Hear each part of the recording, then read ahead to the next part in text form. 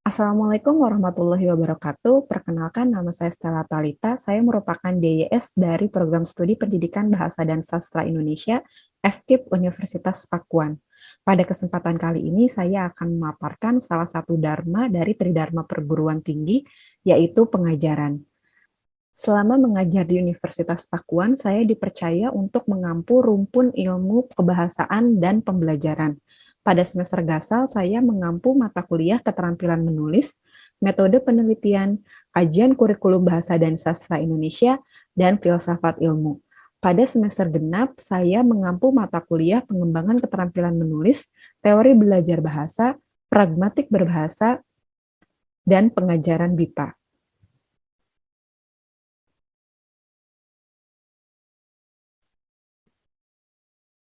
Berikut ini akan saya paparkan rencana pembelajaran semester atau RPS mata kuliah keterampilan menulis. Capaian pembelajaran lulusan prodi yang dibebankan pada mata kuliah ini yaitu CPL 1, menginternalisasi nilai, norma, dan etika akademik; CPL 2, menunjukkan sikap bertanggung jawab atas pekerjaan di bidang keahliannya secara mandiri; CPL 3, menguasai konsep-konsep dasar kebahasaan dan kesastraan, keterampilan berbahasa dan bersastra, pembelajaran bahasa dan sastra, penelitian bahasa dan sastra, serta penelitian pendidikan bahasa dan sastra. CPL 4 yaitu mampu menegakkan integritas akademik secara umum dan mencegah terjadinya praktik plagiarisme. CPL 5 yaitu mampu berbahasa dan bersastra Indonesia secara lisan dan tulisan dalam konteks keseharian atau umum, akademis, dan pekerjaan, serta mampu menggunakan salah satu bahasa daerah. Kelima CPL tersebut diturunkan menjadi capaian pembelajaran mata kuliah atau CPMK. CPMK 1 menginternalisasi nilai, norma, dan etika akademik. CPMK 2 menunjukkan sikap bertanggung jawab atas pekerjaan di bidang keahliannya secara mandiri. CPMK 3 menguasai konsep-konsep dasar kebahasaan dan kesastraan, keterampilan berbahasa dan bersastra, pembelajaran bahasa dan sastra untuk diterapkan dalam keterampilan menulis. CPMK 4 mampu menegakkan integritas akademik secara umum dan mencegah terjadinya praktik plagiarisme dalam tulisan. CPMK 5 mampu berbahasa dan bersastra Indonesia secara lisan dan tulisan dalam konteks keseharian atau umum, akademis, dan pekerjaan, serta mampu menggunakan salah satu bahasa daerah untuk diterapkan dalam keterampilan menulis. Kelima CPMK tersebut diturunkan menjadi kemampuan akhir tiap tahapan belajar atau sub-CPMK. Sub-CPMK 1 mampu menjelaskan hakikat menulis dan konsep menulis sebagai proses. Sub-CPMK 2 mampu menerapkan kaidah ejaan dan pengembangan gagasan dalam paragraf dengan memerhatikan aspek bentuk, kohesi, dan koherensi. Sub-CPMK 3 mampu menjelaskan ragam tulisan faktual dan fiksional. Sub-CPMK 4 mampu menjelaskan beragam teks dalam kurikulum 2013. Sub-CPMK 5 mampu menganalisis kesalahan surat dinas dan memproduksi surat dinas bahasa Indonesia. Dan terakhir, sub-CPMK 6 mampu membuat teks dengan mencermati struktur dan kaidah kebahasaan teks. Di sini dapat dilihat korelasi CPL terhadap sub-CPMK yang sudah saya susun. Lalu berikutnya yang saya akan paparkan adalah deskripsi singkat mata kuliah keterampilan menulis. Mata kuliah keterampilan menulis merupakan salah satu mata kuliah yang wajib diikuti oleh seluruh mahasiswa program studi pendidikan bahasa dan sastra Indonesia. Mata kuliah ini bertujuan mempelajari teori menulis dan praktik menulis beragam jenis teks. Setelah lulus dari mata kuliah ini, diharapkan mahasiswa mampu menulis beragam jenis teks yang sesuai dengan PUEB. Berikut ini adalah bahan kajian atau materi pembelajaran dalam mata kuliah keterampilan menulis. Yang pertama adalah hakikat dan pengertian keterampilan menulis. Yang kedua, menulis sebagai proses. Yang ketiga, logika kebahasaan dalam tulisan. Yang keempat, penulisan sesuai ejaan bahasa Indonesia. Yang kelima, paragraf dalam teks. Yang keenam, ragam tulisan faktual dan fiksional. Yang ketujuh, teks naratif. Yang kedelapan, teks cerita inspiratif. Yang kesembilan, teks informatif. Yang kesepuluh, teks eksposisi. Yang kesebelas, teks deskripsi. Yang kedua belas, konsep dan terapan surat dinas. Yang ketiga belas, penulisan surat dinas. Dan yang terakhir adalah pengembangan penulisan esai. Berikut ini adalah sumber rujukan utama dan pendukung yang menunjang mata kuliah keterampilan menulis. Tim dosen mata kuliah keterampilan menulis adalah saya sendiri, Ibu Rina Rosdiana, dan Ibu Ainiyah Ekowati. Mata kuliah keterampilan menulis ini merupakan mata kuliah dasar sehingga tidak memiliki mata kuliah syarat. Berikutnya saya akan memaparkan kegiatan setiap minggunya dalam mata kuliah keterampilan menulis. Di sini terlihat bahwa ada beberapa kolom yang menjelaskan setiap kegiatannya. Yang pertama di sini ada minggu keberapanya, lalu berikutnya kemampuan akhir tiap tahapan belajar atau sub CPMK, penilaian yang dibagi ke dalam indikator, kriteria, dan bentuknya, lalu berikutnya bentuk pembelajaran, metode pembelajaran, dan penugasan mahasiswa dengan estimasi waktunya. Yang dibagi menjadi dua buah bentuk, yaitu luring dan daring. Tapi untuk sampai saat ini bentuk pembelajaran yang digunakan di Universitas Pakuan masih dalam bentuk daring, yaitu menggunakan LMS Universitas Pakuan dengan alamat lms.unpak.ac.id. Nah, lalu di sini juga ada materi pembelajaran dan bobot penilaian. Setiap minggu pembelajaran keterampilan menulis itu mahasiswa dan dosen mengakses LMS Unpak. Yang pertama dilakukan oleh mahasiswa adalah membaca materi dan menyimak video yang sudah disediakan, yang isinya adalah tentang materi yang berkaitan dengan minggu tersebut. Lalu berikutnya, mahasiswa dan saya itu masuk ke dalam video konferensi dengan menggunakan aplikasi Google Meet yang tautannya sudah ada di LMS Unpak. Lalu berikutnya, mahasiswa dan saya juga masuk ke dalam forum diskusi untuk membahas sebuah topik diskusi yang sudah saya siapkan sebelumnya. Lalu berikutnya, mahasiswa mengerjakan kuis dan tugas, dan saya memberikan umpan balik. Di sini dapat terlihat setiap minggunya dengan capaiannya dan juga sampai ke bobot penilaiannya. Di pertemuan ke-8 itu ada ujian tengah semester dengan bobot 20%. Lalu berikutnya yang terakhir adalah di ujian akhir semester dengan bobot 30%. Sehingga total bobot penilaian itu 100%. Selanjutnya saya akan memaparkan rencana asesmen dan evaluasi pada mata kuliah keterampilan menulis. Di sini terlihat pada minggu pertama dan kedua dengan sub CPMK mampu menjelaskan hakikat menulis dan konsep menulis sebagai proses. Bentuk asesmennya adalah kuis dengan bobot penilaian 5%. Lalu berikutnya pada minggu ketiga sampai kelima, sub CPMK-nya adalah mampu menerapkan kaidah ejaan dan pengembangan gagasan dalam paragraf dengan memerhatikan aspek bentuk, kohesi, dan koherensi. Dengan bentuk asesmen adalah kuis dan tugas, bobotnya 10%. Lalu berikutnya, pada minggu ke-6, sub CPMK-nya adalah mampu menjelaskan ragam tulisan faktual dan fiksional dengan penilaian tugas dengan bobot 5%. Pada minggu ke-7, sub CPMK-nya adalah mampu menjelaskan beragam teks dalam kurikulum 2013 dengan penilaian tugas dengan bobot 5%. Pada minggu ke-8 yaitu evaluasi tengah semester bentuknya UTS dengan bobot 20%. Pada minggu ke-9 sampai minggu ke-12 CPMK-nya adalah mampu menjelaskan beragam teks dalam kurikulum 2013. Asesmennya yaitu kuis dan tugas dengan bobot 10%. Pada minggu ke-13 sampai ke minggu 14, CPMK-nya adalah mampu menganalisis kesalahan surat dinas dan memproduksi surat dinas bahasa Indonesia. Dengan asesmennya yaitu tugas dengan bobot 10%. Lalu berikutnya pada pertemuan ke-15, sub CPMK-nya adalah mampu membuat teks dengan mencermati struktur dan kaidah kebahasaan teks, dengan asesmennya tugas dengan bobot 5%. Yang terakhir adalah evaluasi akhir semester, bentuk asesmennya UAS dan dengan bobot 30%. Total bobot penilaian adalah 100%. Berikutnya saya akan menyampaikan uraian tugas mata kuliah keterampilan menulis. Dalam mata kuliah ini saya sudah menyiapkan 5 tugas yang harus dikerjakan oleh mahasiswa. Di setiap tugasnya saya sudah mencantumkan tujuan tugas, uraian tugas yang terdiri dari objek garapan, ruang lingkup yang harus dikerjakan dan batasan-batasannya, metode atau cara yang digunakan, serta luaran tugas yang dihasilkan. Di dalam luaran tugas yang dihasilkan ini, saya sudah mencantumkan ketentuan-ketentuan yang harus diikuti oleh mahasiswa. Dan terakhir adalah kriteria penilaian, baik itu dari aspek sikap, pengetahuan, keterampilan umum, dan keterampilan khusus. Assalamualaikum warahmatullahi wabarakatuh. Selamat pagi semuanya anak-anakku kelas 3C. Semoga kalian dalam keadaan sehat, juga masih semangat dalam mengikuti perkuliahan keterampilan menulis. Alhamdulillah ya, kita dipertemukan kembali di semester 3 ini.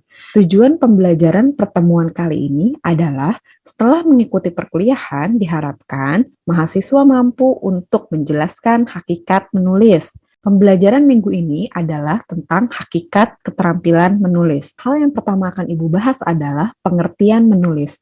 Menurut Taigan, menulis merupakan suatu keterampilan berbahasa yang dipergunakan untuk berkomunikasi secara tidak langsung.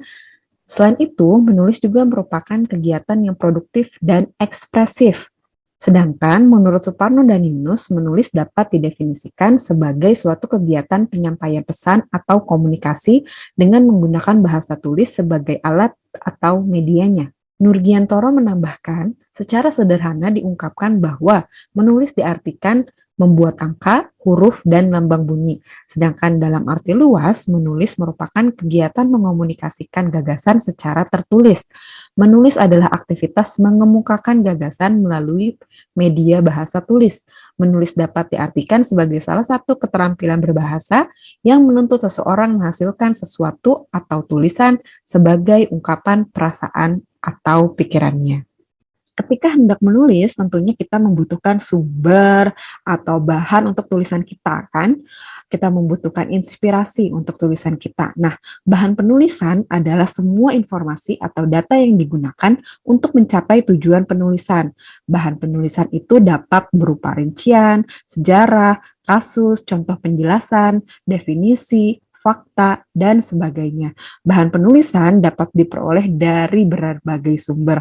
Kalau dulu mungkin ya waktu zaman Ibu menggunakan koran, majalah, kalau sekarang kalian bisa menggunakan gawai kalian ya. Dari gawai di sana sudah banyak sumber inspirasi bahan tulisan yang bisa kalian peroleh. Fungsi menulis ada 6. Yang pertama adalah fungsi personal. Fungsi personal yaitu mengekspresikan pikiran, sikap, atau perasaan pelakunya melalui media tulisan. Misalnya lewat surat, lewat buku harian ya, kalau dulu zaman Ibu itu lewat surat, mengirimkan surat kepada nenek di kampung, itu mengungkapkan perasaan, mengungkapkan ekspresi Ibu, mengungkapkan kerinduan kepada nenek. Nah, pernah juga ya dulu dari zaman SD, SMP itu menuliskan ekspresi, mengungkapkan pikiran, mengungkapkan perasaan itu lewat buku harian. Kalau sekarang kalian mungkin lewat media sosial atau lewat catatan di gawai masing-masing. Nah, berikutnya ada fungsi instrumental atau fungsi direktif, yaitu fungsi yang memengaruhi sikap atau pendapat orang lain. Jadi kalian ini menulis untuk mempengaruhi sikap dan pendapat orang lain agar sejalan dengan apa yang kalian tuliskan. Lalu berikutnya adalah fungsi instruksional, yaitu menjalin hubungan sosial. Jadi dalam menulis ini tentunya kan sebagai alat komunikasi. Nah, karena sebagai alat komunikasi ini juga berfungsi untuk menjalin hubungan. Yang berikutnya adalah fungsi informatif, yaitu menyampaikan informasi termasuk ilmu pengetahuan. Seperti yang sedang Ibu sampaikan pada saat ini ya. Ini Ibu menuliskan PowerPoint, menyampaikan kepada kalian, berarti tulisan Ibu, PowerPoint Ibu itu merupakan fungsi informatif. Nah, lanjut berikutnya adalah fungsi heuristik, yaitu belajar atau memperoleh informasi. Nah, tadi Ibu memberikan informasi, lalu ketika kalian membacanya, kalian jadi memperoleh informasi. Berikutnya adalah fungsi estetis, yaitu untuk mengungkapkan atau memenuhi rasa keindahan. Jadi, ketika kita menulis karya sastra, puisi, cerpen, novel, itu adalah untuk memenuhi fungsi estetis. Berikutnya adalah tujuan menulis. Seperti yang bisa kalian lihat, di sini ada 7 tujuan menulis. Yang pertama adalah assignment purpose atau tujuan penugasan. Jadi, ketika kita menulis sesuatu, itu adalah dalam rangka untuk memenuhi tugas. Misalnya, Kalian ketika mengikuti mata kuliah Ibu, lalu Ibu memberikan tugas kepada kalian, kalian mengerjakan dalam bentuk tulisan. Nah, tulisan kalian itu merupakan tujuan dari penugasan, assignment purpose ya. Kalian membuat tulisan karena diminta, karena ditugasi seperti itu. Berikutnya adalah altruistic purpose atau tujuan altruistik. Nah, pada tujuan ini penulis itu bertujuan untuk menyenangkan hati pembaca. Nah, menghilangkan kedukaan. Nah, kalian ketika ingin menghibur teman, menghibur saudara misalnya, kalian membuat tulisan yang indah. Misalnya membuat puisi atau membuat cerita yang lucu. Nah, itu tujuannya adalah untuk menghibur. Yang berikutnya adalah tujuan persuasif. Nah, tulisan ini bertujuan untuk meyakinkan pembacanya. Lalu berikutnya adalah informational purpose atau tujuan penerangan. Nah, dari tulisan ini kita bertujuan untuk memberikan informasi atau keterangan kepada pembaca. Jadi pembaca yang membaca tulisan kita tuh ingin memperoleh informasi. Berikutnya adalah self-expressive purpose atau tujuan pernyataan diri. Nah, tulisan bertujuan untuk memperkenalkan diri atau menyatakan diri sang pengarang kepada pembaca. Misalnya kalian menulis autobiografi ya, atau sekarang di sekolah itu namanya adalah teks sejarah pribadi. Nah, itu kalian menuliskan tentang diri kalian sendiri. Jadi itu adalah tujuan dari menulis kalian, yaitu pernyataan diri.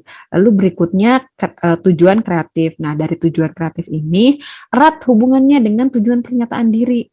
Kita ingin berkreasi, ya, ingin menyatakan diri kalian gitu ya, ingin menyatakan diri dengan mengkreasi sesuatu lewat tulisan. Yang terakhir adalah problem solving purpose atau tujuan pemecahan masalah. Nah, di dalam tujuan ini penulis ingin menjelaskan, menjernihkan, menjelajahi, serta meneliti secara cermat pikiran-pikiran dan gagasannya sendiri agar dapat dimengerti dan diterima oleh pembaca. Jadi ketika ada masalah, kalian menyelesaikannya lewat tulisan. Nah, tulisannya itu harus jelas supaya masalahnya juga terselesaikan.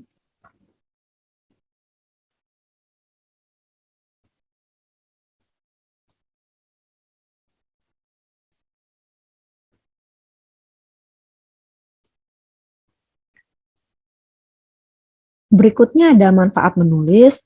Yang pertama adalah mengetahui kemampuan dan potensi diri. Tadi ya sejalan dengan fungsinya. Jadi ketika kita menulis itu memberikan manfaat bahwa kita mengetahui potensi kita, kemampuan kita dalam berpikir, dalam bernalar. Berikutnya, dengan mengembangkan berbagai gagasan, penulis terpaksa bernalar, menghubung-hubungkan serta membandingkan fakta yang mungkin tidak pernah kita lakukan ketika tidak menulis. Jadi ketika sedang menulis kan nalar kita kemana-mana ya, berpikir, kita itu dipaksa berpikir, bernalar. Lalu kita akan membandingkan fakta-fakta, membandingkan hal-hal yang biasanya tidak terpikir ketika kita tidak menulis. Nah, lalu berikutnya, lebih banyak menyerap, mencari, serta menguasai informasi sehubungan dengan topik yang ditulis. Jadi ketika kita sudah mendapatkan topik, itu kita akan mencari, akan menggali hal-hal seputaran topik yang akan kita tulis. Lalu berikutnya, menulis berarti mengorganisasi gagasan secara sistematik, serta mengungkapkannya secara tersurat. Jadi apa yang ingin kalian sampaikan itu lebih runtut ya, lebih jelas. Berikutnya, melalui tulisan dapat menjadi peninjau dan penilai gagasan secara lebih objektif. Lalu, lebih mudah memecahkan masalah dengan menganalisisnya secara tersurat dalam konteks yang lebih konkret. Dan terakhir, dengan menulis kita jadi aktif berpikir sehingga kita dapat menjadi penemu sekaligus pemecah masalah, bukan sekadar penyadap informasi. Berikutnya adalah ciri-ciri tulisan yang baik. Pertama, tulisan merupakan hasil rakitan dari berbagai bahan atau pengetahuan yang dimiliki oleh penulis. Jadi, ketika kita menulis itu, dikatakan baik apabila hasil tulisan kita bukan dari salin tempel. Jadi, ketika kita menemukan atau kita mencari bahan tulisan, itu tidak serta-merta disalin lalu ditempelkan di tulisan kita. Jadi, sudah hasil rakitan dari berbagai sumber ya. Berikutnya mencerminkan kemampuan penulis untuk menulis dengan jelas dan tidak samar-samar. Nih, jadi kalian-kalian ini yang kebiasaan ngalor ngidul terlebih dahulu ya untuk membuat tulisan itu lebih baik tidak ya, langsung ke fokusnya saja sehingga apa yang kalian maksudkan itu jelas, jadi tidak samar-samar. Nah, lalu berikutnya adalah mencerminkan kemampuan penulis untuk menulis secara meyakinkan, menarik minat pembaca terhadap pokok pembicaraan, serta mendemonstrasikan suatu pengertian yang masuk akal. Jadi ketika menulis itu kalian ingin kalian tuh harus bisa meyakinkan pembaca kalian bahwa tulisan kalian itu menarik atau kalian ingin mereka itu pembaca kalian mengikuti apa yang kalian tulis seperti itu. Berikutnya adalah mencerminkan kemampuan penulis untuk mengkritisi masalah pada tulisannya serta memperbaikinya. Jadi jangan ragu untuk mengecek kembali, merevisi kembali tulisan kita. Dan yang terakhir, mencerminkan kebanggaan penulis terhadap naskah yang dihasilkan. Jadi kalian jangan malu nih, hasil karya sendiri tuh harus dibanggakan, ya harus bangga. Jadi harus percaya diri. Jadi jangan takut untuk menunjukkan tulisan kalian. Seperti itu. Sekian penyampaian materi pada pertemuan kali ini. Kita sekarang buka sesi tanya jawab. Ya, silahkan siapa yang mau bertanya. Kedengeran nggak, Bu?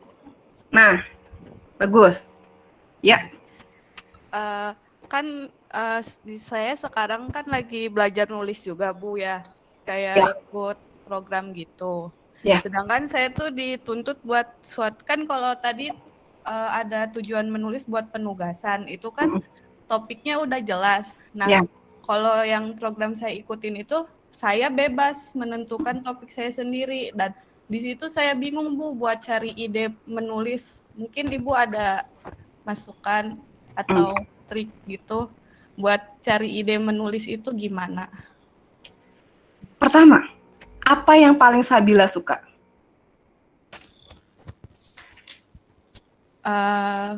Kalau sekarang saya sukanya drakor, Bu. Berarti lagi suka drakor. Apa yang paling Sabila kuasai? Apanya, Bu? Kuasai? Ya misalnya kan di drakor itu banyak ya. Maksudnya yang paling Sabila kuasai apanya nih? Apakah jalur ceritanya? Apakah tokohnya? Konfliknya, maksudnya saya hafal banget tokoh-tokohnya sama penokohannya gitu. Alurnya, Bu? Alurnya paling hafal, paling paham, dia maju mundur, dia maju atau dia mundur, ceritanya bagaimana, apakah sedih, apakah senang ya? Iya. Itu bisa diangkat. Jadi kita jangan jauh-jauh ketika mau menulis itu, jangan jauh-jauh, saya mau menulis tentang pemanasan global.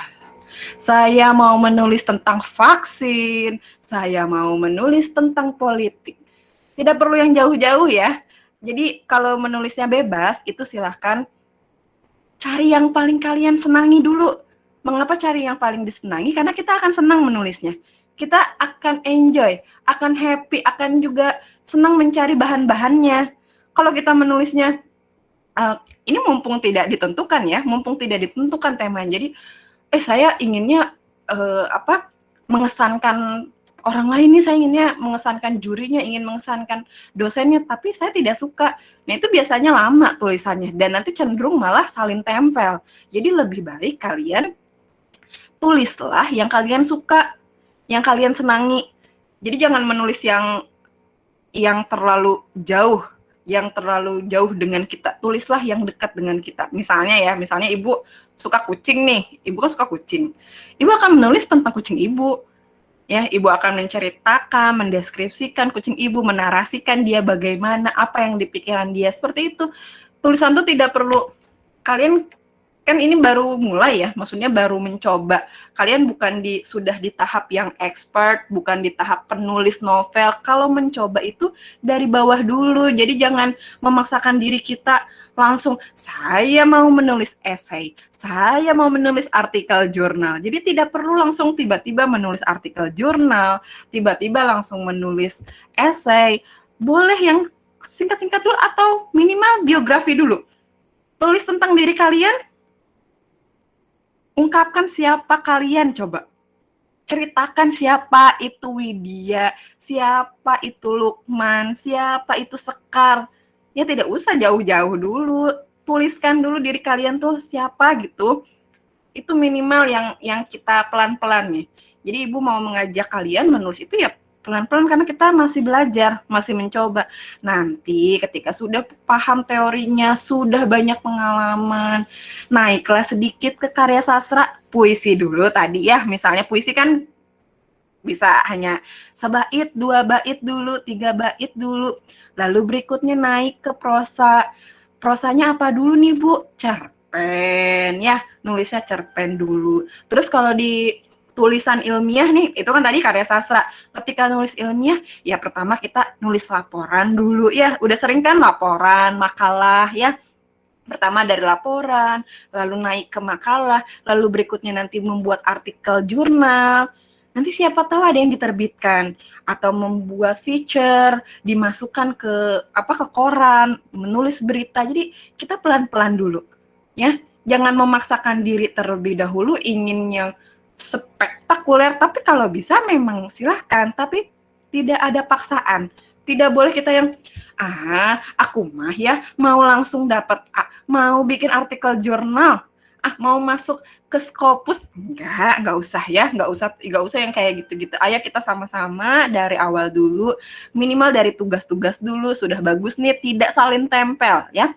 Dari tugas-tugas dulu tidak salin tempel, dari kita bisa mengungkapkan siapa kita, dari menulis puisi dulu, dari menulis makalah dulu, yuk baru nanti kita melangkah ke yang berikutnya. Gitu ya Sabila, silakan pahami dulu apa yang Sabila suka, yang Sabila kuasai, jadi nanti mencari bahan tulisannya mudah. Ya. Yang Baik, lain. Kasih ya, Bu. Sama-sama. Yang lain?